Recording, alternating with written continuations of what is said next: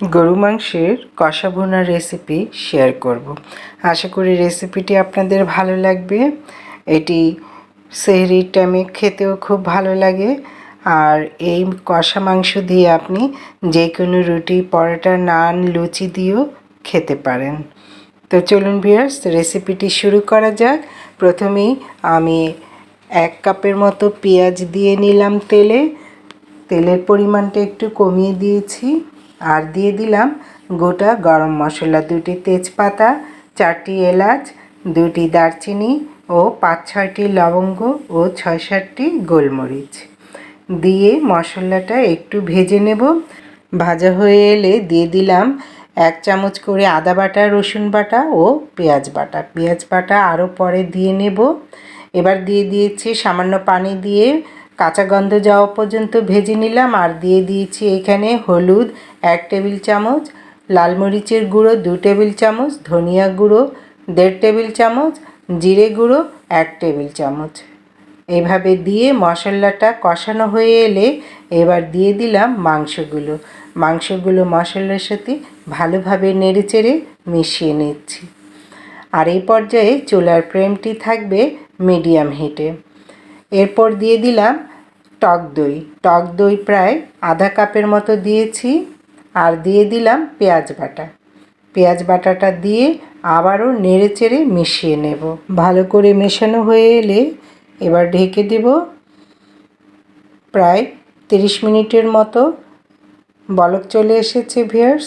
এবার আমি নেড়েচেড়ে দিচ্ছি আবারও, যাতে পানিটা শুকিয়ে না যায় সেই দিকে খেয়াল রাখবেন আপনারা।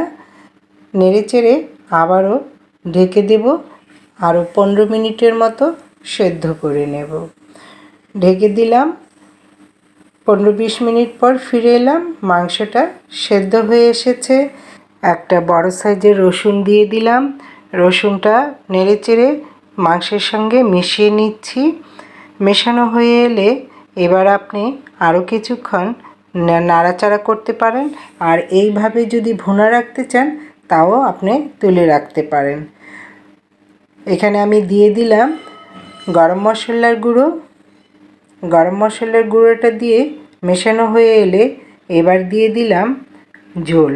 যে পরিমাণে আপনি ঝোল খেতে চান সেই পরিমাণে রাখতে পারেন। আমি ঝোলটা দিয়ে আবারও ঢেকে দিলাম। বলক আসা পর্যন্ত অপেক্ষা করব।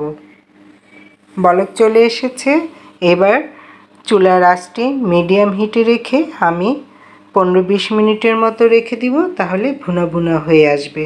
এবার দিয়ে দিলাম জিরে গুঁড়ো, টালা জিরের গুঁড়ো দিয়ে দিলাম, দিয়ে চুলার আঁচটা কমিয়ে দিলাম। আপনি আপনার পছন্দ অনুযায়ী যেভাবে ঝোল খেতে পছন্দ করেন কিংবা ভুনা খেতে পছন্দ করেন ঠিক সেই পরিমাণে রেখে আপনারা সার্ভ করে নেবেন। ব্যাস ভিউয়ার্স, হয়ে গেল। ভাত, পোলাও, এমনকি রুটি, পরোটা, লুচির সঙ্গেও জমিয়ে খাওয়া যাবে। তো ভিউয়ার্স, আজ এ পর্যন্তই। আবার দেখা হবে নতুন রেসিপিতে। সেই পর্যন্ত ভালো থাকুন। আসসালামু আলাইকুম। আল্লাহ হাফেজ।